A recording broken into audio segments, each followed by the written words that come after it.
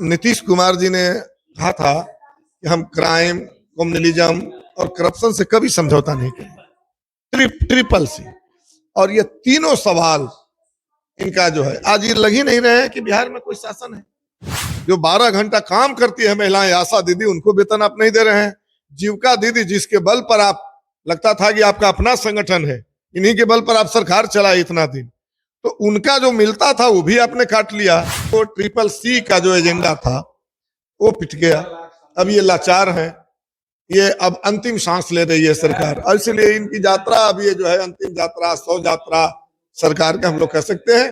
देखिए, एक तरफ जहां विधानसभा का सत्र चलेगा, वहीं दूसरी ओर मुख्यमंत्री नीतीश कुमार महिला संवाद यात्रा पर निकलने वाले हैं, वो भी सरकारी खर्च पे। इस मुद्दे पे बात करने के लिए हमारे साथ भाकपा माले विधायक रामबल्ली सिंह यादव है। कैसे देखते हैं सर, एक तरफ जहां सत्र चलने वाला है, दूसरी तरफ मुख्यमंत्री नीतीश कुमार यात्रा पर निकलने वाले हैं।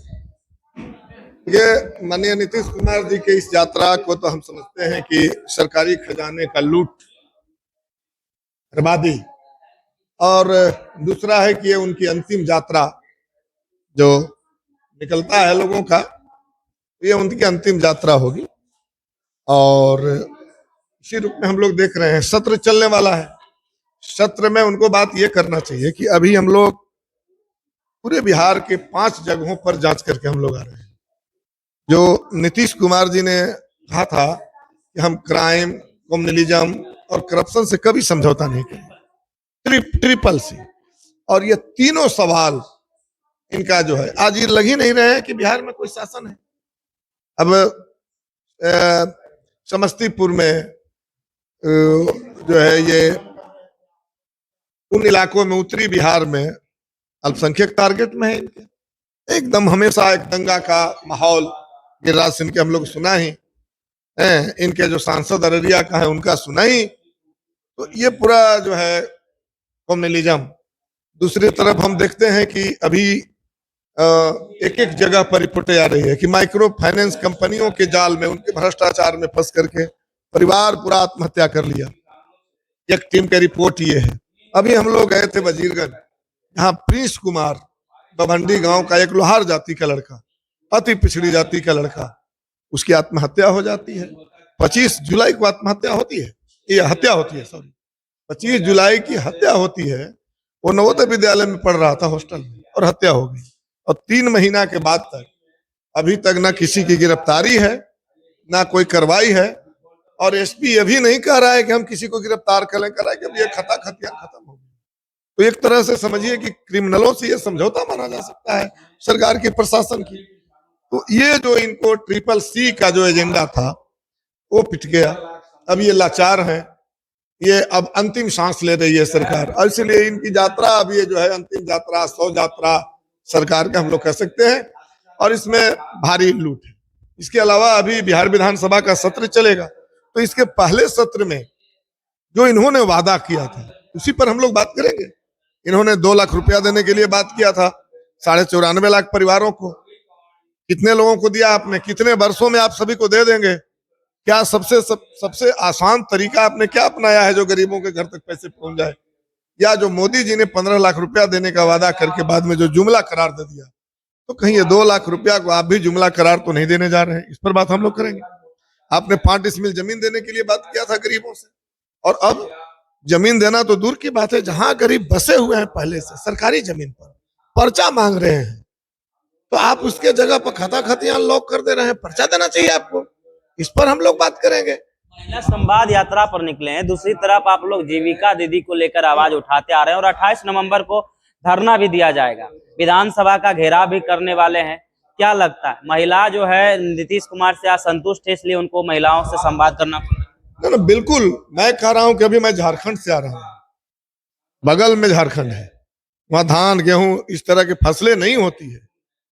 सरकार वहां कहां से चलती है, लेकिन अभी वहां हम देख रहे हैं कि 200 यूनिट बिजली फ्री है।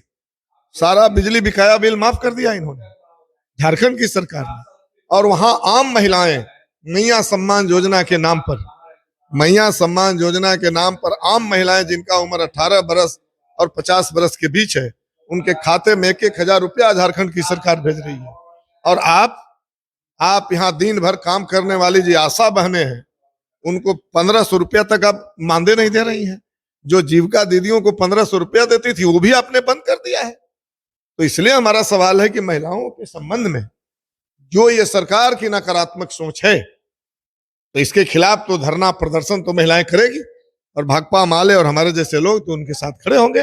विधानसभा के अंदर भी हम लोग सवाल करेंगे। सत्र चलेगा, क्या कुछ मांग रहेगा वहां? यही सब सवाल तो मैं कह रहा हूं कि ज्यादा कुछ नहीं, नई मांग तो हम इस सरकार से करने नहीं जा रहे हैं।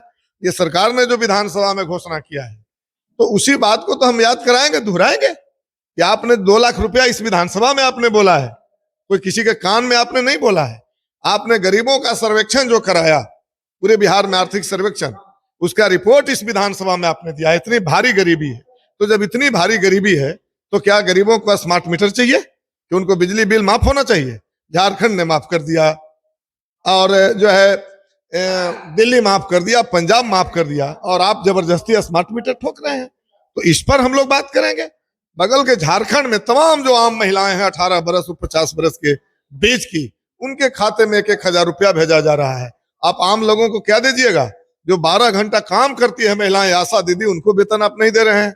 जीविका दीदी, जिसके बल पर आप लगता था कि आपका अपना संगठन है, इन्हीं के बल पर आप सरकार चलाए इतना दिन, तो उनका जो मिलता था वो भी आपने काट लिया। और आम महिलाएं जो माइक्रो फाइनेंस कंपनियों के चंगुल में आकर के जो आत्महत्याएं कर रही है, इस पर आप चुप हैं। आप 3C CCC का नारा दिए थे। तो इस सवाल पर आप जो महिलाओं के जा रहे हैं नजदीक की शायद महिलाएं बचा लेगी, तो अब आम महिलाएं नहीं है बिहार की। भाकपा माले के नेतृत्व में, कम्युनिस्ट पार्टी के नेतृत्व में राजनीतिक रूप से समझदार हो गई हैं बिहार की महिलाएं, और इसलिए उनके पास गिड़गिड़ाने से काम नहीं चलेगा। आपकी इस नाटक को महिलाएं देखी है, जवाब मिलेगा सड़क पर भी, और सदन जो चलेगा उसमें भी बात होगी। ये थे भाकपा माले विधायक रामबल्ली सिंह यादव।